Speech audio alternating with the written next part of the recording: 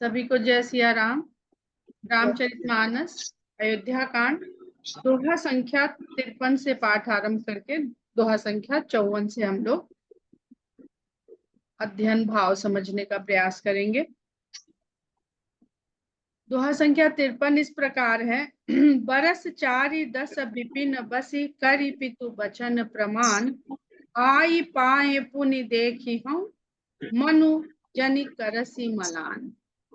किस तरह से बात बताई जाती है, किसी भी बात के कहने का सकारात्मक ढंग क्या होता है। यहाँ पर हमने कहा ना, राम बहुत कम जगह बोले हैं, परंतु जो राम के संवाद हैं, राम के द्वारा बोली गई चौपाइयां और दोहे हैं, उनको बहुत कुछ सीखने को हमें मिलता है। वचन विनीत मधुर रघुबर के सर सम लगे मातु उर कर। अब यहाँ पर यह भी बात समझ में आ रही है कि आसपास के वातावरण का कैसी स्थिति है।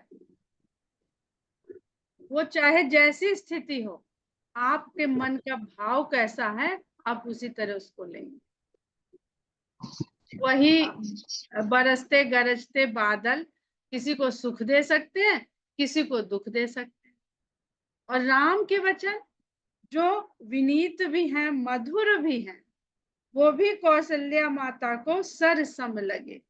तो राम के वचनों का दोष थोड़ी है, राम की बात का भी दोष नहीं है, राम के कहन का भी दोष नहीं।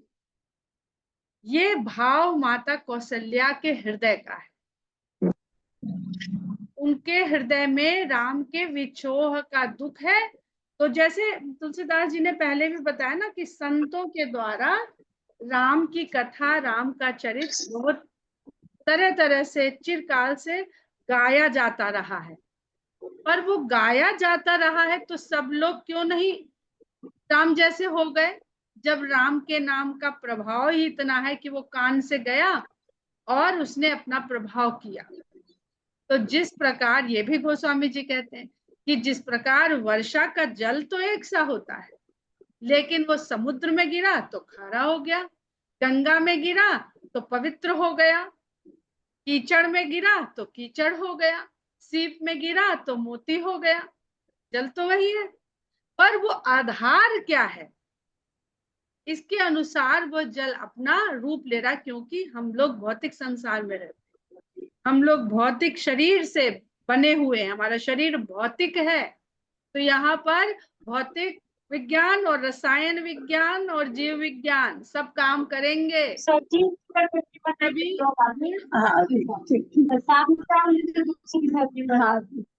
गुण आधारित ये संसार है, तो गुण आधारित संसार है, इसलिए वो गुण के आधार पर परिवर्तित होता रहेगा, रूप लेता रहेगा। सहम सूख सुनि शीतल बानी जिम जवास पने पावस पानी। वही वर्षा का जल जो धान के खेत के लिए जीवनदायी होता है, वही जवास पर पड़ जाए तो वो मर जाता है। तो ऐसी शीतल वाणी जो राम की है, उसको सुनकर के कौशल्या माता सूख गई। वो सूख गई, अपने दुख के विछोह के दुख को उनके मन में आया। उनके कानों से ये जो वचन पहुंचे, उन्होंने ये, उनके मस्तिष्क ने, बुद्धि ने उनको ये बताया कि ये जो राम कह रहे हैं, इसकी परिणति राम से विछोह है। तो राम के विछोह का दुख उनका मन का भाव ले रहा है, राम की वाणी नहीं ले रही है उनकी बुद्धि। परंतु बहुत सुंदर यहाँ से प्रसंग बहुत कुछ समझाने सिखाने वाला है कि कहीं न जाई कछु हृदय विषादु मनहु मृगी सुनि केहरि नादु नयन सजल तन थर थर कापी मांझहि खाई मीन जनु मापी धरि धीरज सुत बदननि। ऐसी उनकी अवस्था हुई, पर उसके बाद भी उन्होंने पुत्र के मुख को देखा और धीरज धारण किया। गदगद वचन कहत महतारी। लाख धीरज धारण कर लीजिए आप दुख में, वाणी में उसका भारीपन आ ही जाता है। आंसू जो आप कभी महसूस किया हो कि जो आंसू हम रोकते हैं ना, वो गले में जाके अनुभव होता है। वो जो गोला अटकता है या नाक से, नाक के रास्ते आंसू निकल पड़ता है, अगर आपने आंख से उसको नहीं बह जाने दिया। तो धीरज धारण करने का अर्थ तो यही है ना, कि उन्होंने जो दुख का भाव, विछोह का भाव आया, उसको आंख से नहीं बहने दिया, पर वाणी में उसका प्रभाव आ गया। तात पितहि तुम प्राण प्यारे, देख मुदित नित चरित तुम्हारे। राज उदयन कहूँ शुभ दिन साधा, कहु जान बन कही अपराधा। आत सुनावहु मोहि निदानु, को दिन कर कुल भयउ किसानु। निरखी राम रुख सचिव सुत कारनु कहु बुझाए। राम का रुख देख करके मंत्री के पुत्र ने माता कौशल्या को वो कारण बताया। सुन प्रसंग रही मूक जिन दशा बरन। पूरा प्रसंग सुनने के बाद कौशल्या माता बिल्कुल मूक हो गई। उनकी दशा का वर्णन नहीं करते बनता। जो सरस्वती माता कैकेयी, मंथरा की बुद्धि में विराजमान हो करके कैकेयी की वाणी के द्वारा ये सब कही है, कहलवाई है, दशरथ को सुनाई है, वो कहाँ आकर के मूक हो गई है? कौशल्या की वाणी में आकर के मूक हो गई। बहुत सुंदर भाव है, इसको आप अनुभव कर सकते हैं चिंतन से, कि वहां पर नहीं चल रही सरस्वती माता की, राम की माता के ऊपर सरस्वती माता की नहीं चल। राम के प्रिय, जो परम प्रिय होते हैं, उनके ऊपर सरस्वती माता की नहीं चलती। भरत जी के साथ इस प्रसंग की पराकाष्ठा को समझेंगे हम लोग। निरखी राम राखी न सकई न कही सक जाहू, दुहू भांति उर दारुन दाहू, लिखत सुधाकर गा लिखी राहू, विधि गति बाम सदा सबका। राख ही न सकई, न पुत्र को रख सकती है और न जाने को कह सकती है।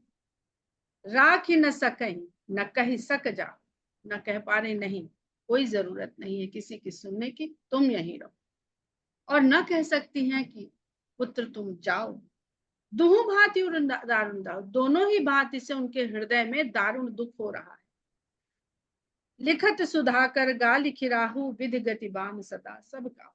तब जब कुछ नहीं समझ में आता है तो विधाता की गति को दोष देती हैं, कि सब प्रकार से विधाता की चाल ही बाम है, बाएं है, विपरीत है, प्रतिकूल है। जो लिखने तो चला था सुधाकर चंद्रमा, लेकिन जब कलम चली तो राहु लिख गया। अब ये जो तुलसीदास जी ने ये लिख दी चौपाई, ये बहुत कुछ कह दिया, क्योंकि तुलसीदास जी बहुत बड़े ज्योतिषी। अगली चौपाई पढ़ ले, फिर इस पर चर्चा करते हैं। धर्म स्नेह उभय मति घेरी, भई गति सांप छुछुंदर के। धर्म और स्नेह दोनों ने उनकी बुद्धि को घेर लिया। उनकी बुद्धि में इस समय धर्म भी अपनी सीमा से बसा हुआ है, और स्नेह भी, पुत्र के प्रति स्नेह भी। उनकी स्थिति तो सांप और छछुंदर के जैसी हो गई। सांप भूख में छछुंदर को आक्रमण करके पकड़ लेता है चूहा समझकर, पर जो उसके शरीर की दुर्गंध होती है उसके कारण वो उसको खा नहीं पाता, निगल नहीं पाता है। परंतु यदि छोड़ता है तो छछुंदर के दांत भी इतने तीव्र होते हैं कि वो सांप को काट डाले, टुकड़े टुकड़े कर देगा। तो वही स्थिति कौशल्या माता की हो रही है, कि पुत्र को अपने पास रख ले कि अपने से दूर कर, आत्मसात कर ले अपने भीतर, या उसको अपने से दूर कर दें।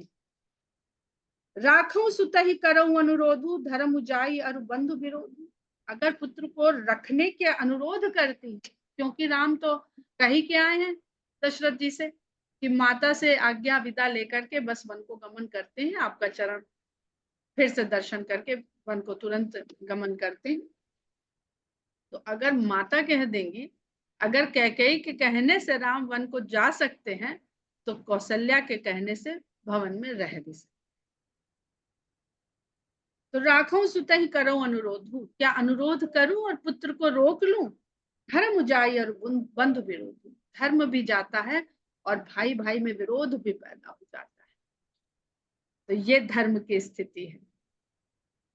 जो अयोध्या कांड है, ये दिखाएगा, सिखाएगा कि धर्म के मार्ग पर चलना कितना कठिन है। और इस कठिनता को अयोध्या कांड में हर चरित्र इस कठिनता को निभा रहा। तो धर्म के मार्ग पर अगर चलना सीखना है तो अयोध्या कांड का अध्ययन करिए, खूब पढ़िए। और जो इसके ऊपर चौपाई थी कि लिखत सुधाकर गा लिखी राहु विधि गति वाम सदा सबका हो, तो तुलसीदास जी ये कहना चाहते हैं कि जो ग्रहों की दशा होती है ना, हम लोग के ऊपर एक संकट आता है, फट कुंडली लेके ज्योतिषी जी के पास पहुंच जाते हैं, विद्वान बड़े बड़े होर्डिंग लगे रहते हैं और उनसे उसका उपाय पूछने लगते। तो कौशल्या माता भी तो ये कर सकती थी, जैसे मंथरा ने कहा कि हमने ज्योतिषियों से लिखवा के खिंचवा के विचरवा के देखा है, राज तो भरत को ही मिलना है। झूठ कहा था वो अलग बात है। तो कौशल्या भी तो ये कर सकती थी, किसी परम ज्योतिषी को बुलाती, वशिष्ठ जी को बुलाती, उनसे उपाय करवाती, कोई समाधान करवाती, कोई अनुष्ठान यज्ञ हवन जप जो भी बताता, माता की तरह से करती बैठ के पुत्र के इस कष्ट निवारण के लिए। पर वो वही करने में इच्छुक हैं जो राम की इच्छा है। तो यहाँ जगह जगह पर तुलसीदास जी यह भी संकेत देते चलते हैं कि आपको विधिक विधान में अड़ंगा लगाना नहीं चाहिए। अड़ंगा लगाएंगे अव्वल तो हटेगा नहीं।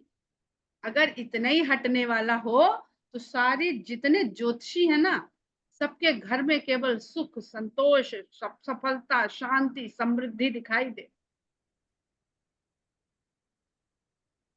कहूं जान बन तो बड़ी हानि, संकट सोच भी बस भी रानी। अगर घर में रोक लेती हूँ अनुरोध करके तो धर्मच्युत भी हो जाएगा पुत्र, क्योंकि माता की बात कैसे टालेगा, माता की बात टालेगा तो पिता की बात टल जाएगी और रह जाएगा तो राम और भरत में विरोध उत्पन्न हो जाएगा। और जाने को कह देती हूँ कि वन को चले जाओ तो बड़ी हानि होती है, अपने स्नेह की हानि होती है, अपने प्रेम की हानि होती है। संकट सोच विवश भई रानी, इस संकट को सोचते ही रानी विवश हो गई।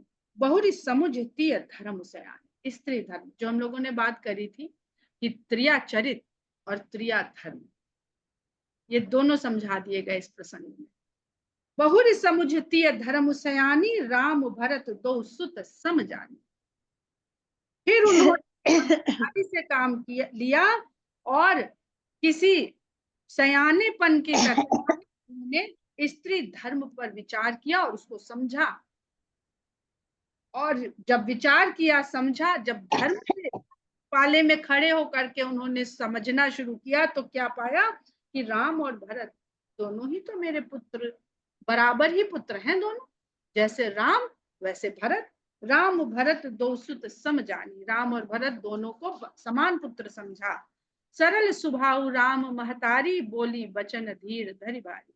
राम की माता जो सरल स्वभाव वाली हैं, राम को सरल स्वभाव माता से मिला है तो धर्म और वचन का पालन पिता से मिला।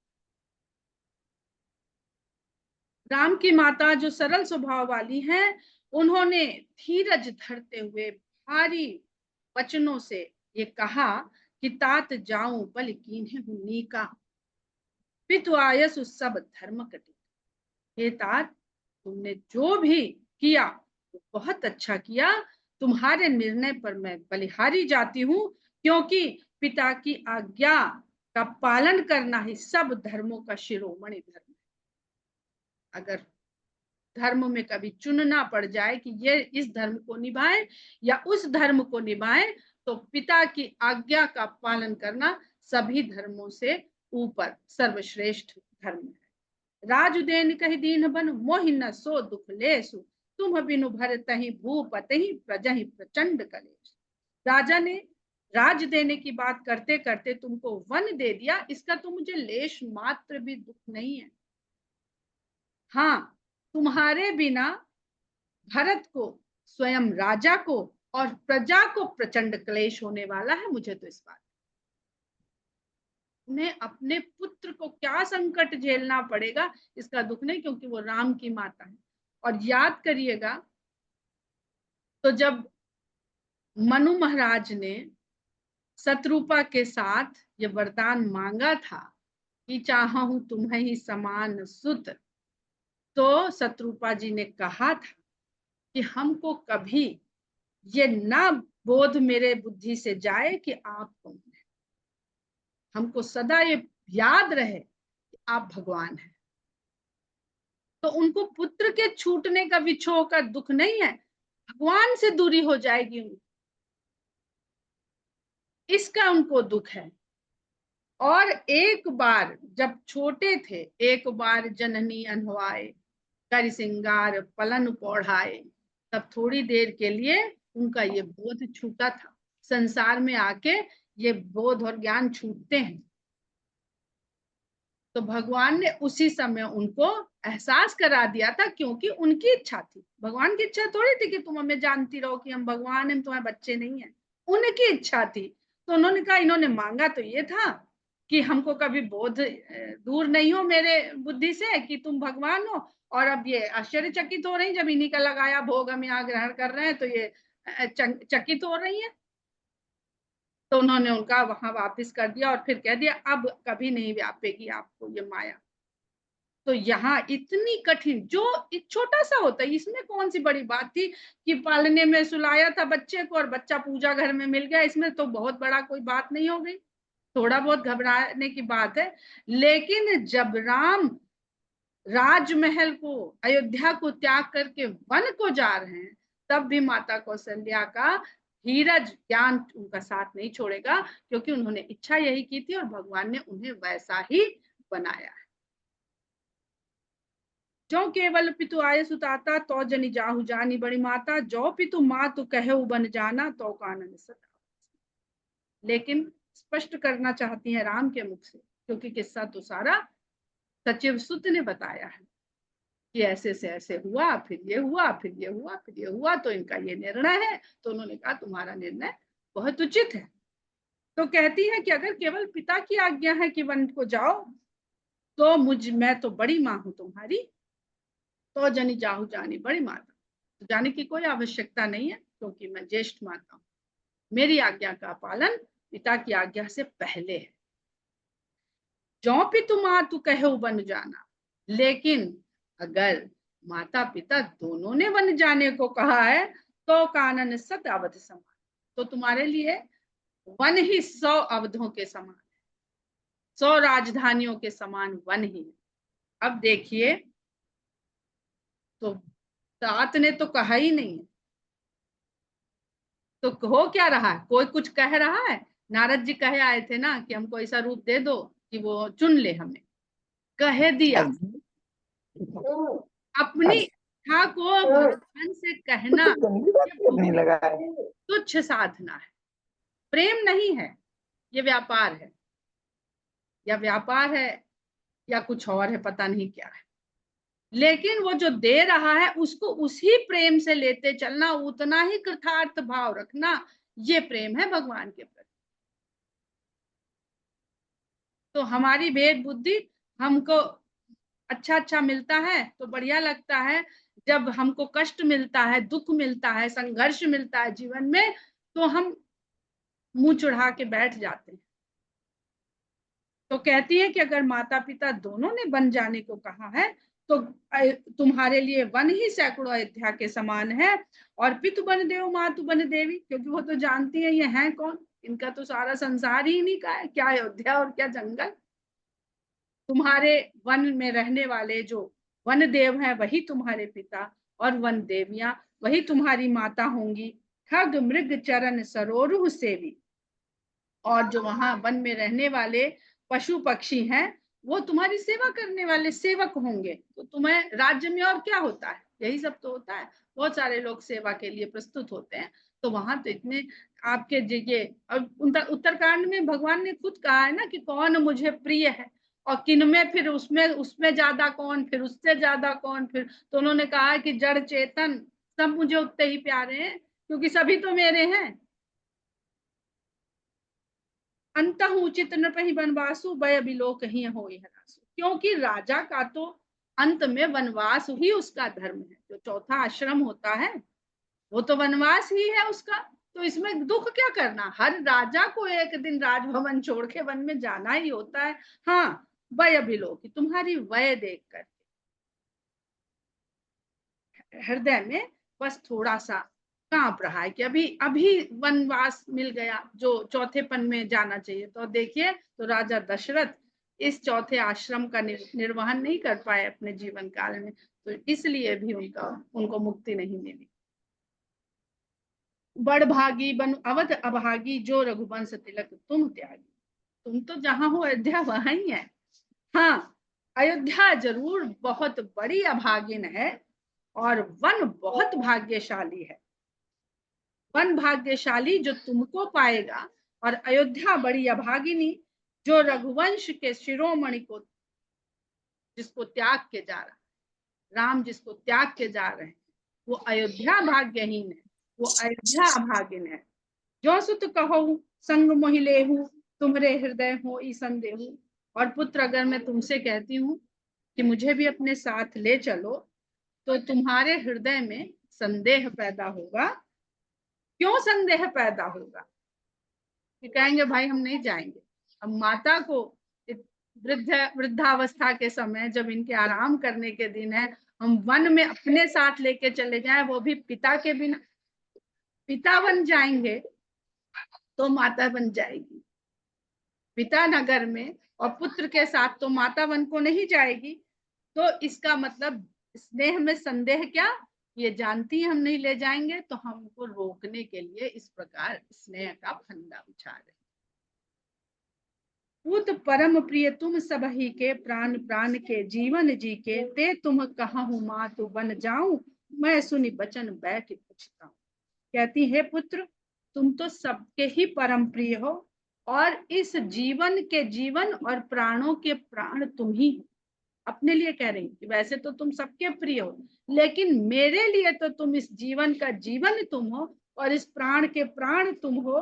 ते तुम कहो मात बन जाओ। और ऐसे जो मेरे लिए तुम्हारी ये मेरा भाव है, इतने तुम मुझे प्यारे हो, वैसे पुत्र तुम मुझसे कहने आए हो कि माता मैं वन को जा रहा हूँ और मैं इसको सुन के बैठ के बस पछता रही हूँ, मैं कुछ कर नहीं सकती हूँ। यह विचारी नहीं करऊं हठ, झूठ स्नेहु बढ़ाई, मानी मातु कर नात बल, सुरति बिसरी जन जाए। कहती हैं कि यही विचार करके मैं झूठ मूठ के स्नेह का दिखावा करके,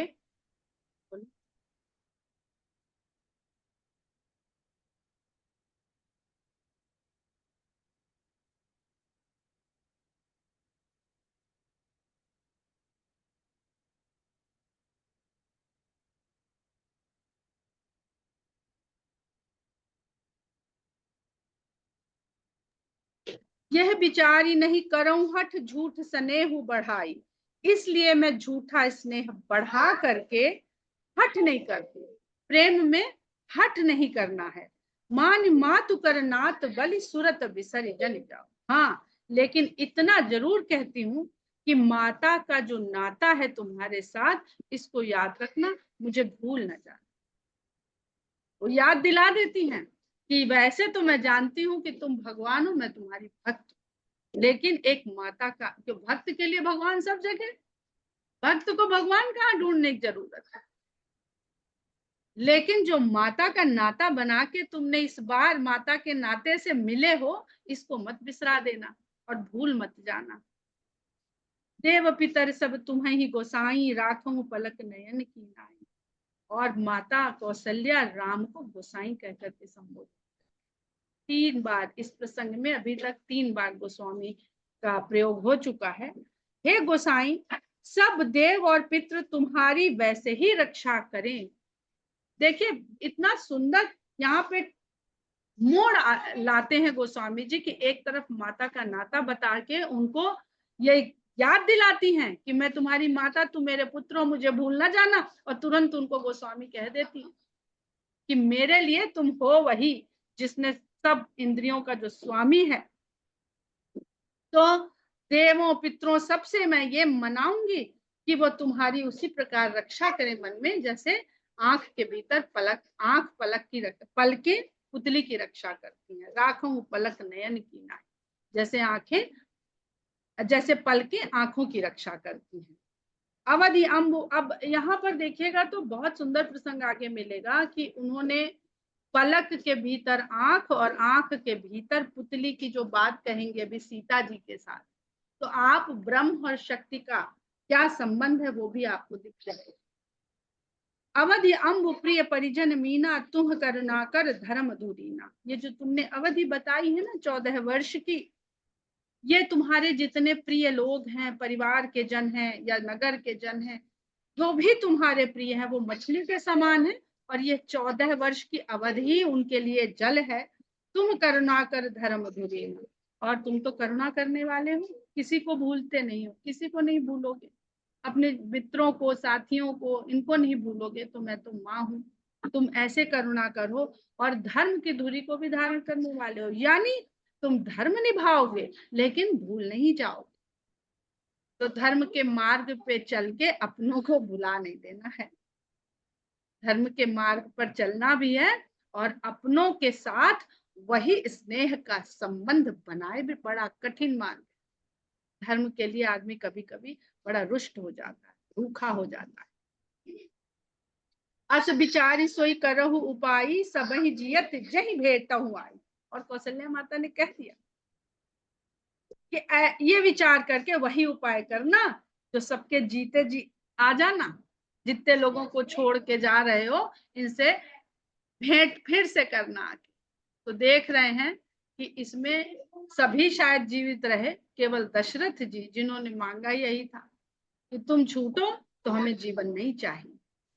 और माता कौशल्या ने राम से कहलवा लिया कि अस विचार सोई करहु उपाय, सबहि जियत जहि भेटहु आई। तो माताएं सब जीवित थी जब राम आए।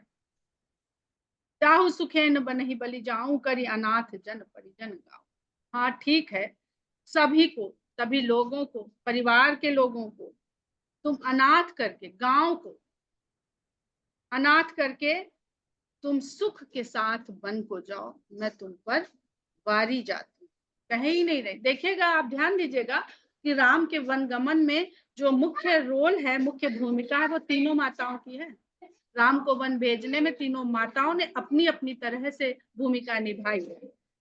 सब कर आज सुकृत फल बीता, भयउ कराल काल विपरीता। ये तो जहां जिन लोगों को तुम छोड़ के जा रहे हो, उनके पुण्य कर्मों का जो फल था वो आज बीत गए, समाप्त हो गया। जब तक पुण्य कर्मों का फल था, तुम्हारा साथ सानिध्य मिला हुआ था, और आज से ही भयउ कराल काल विपरीता, जो ये कठिन काल 14 वर्ष का शुरू हो जाएगा, ये हम सभी से विपरीत हो गया है, प्रतिकूल हो गया है।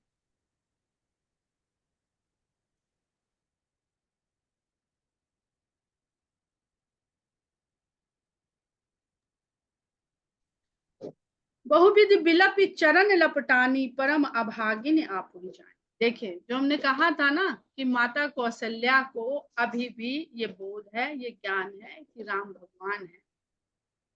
बहुविध बिलपि, बहुत प्रकार से विलाप करती हुई वो राम के चरणों से लिपट जाती हैं, और अपने आप को अभागिन जानती हैं कि माता के रूप में जो हमको मिले, ये मेरा सुख का अनुकूल समय यहीं तक, अब मुझे भगवान से विछोह सहना पड़ेगा, ये मेरा दुर्भाग्य है।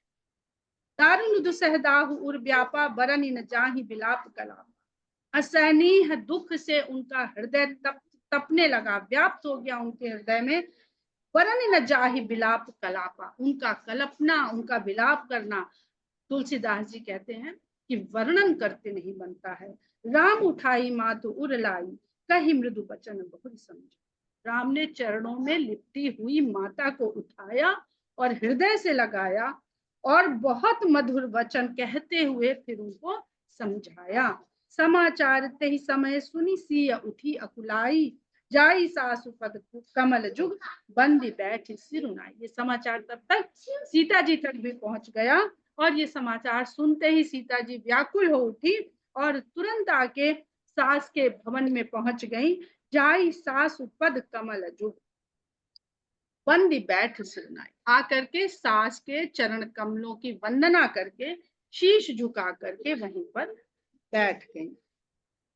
दोहा संख्या 57 पे हम लोग आज का पाठ अध्ययन विराम करते हैं। जय श्री राम।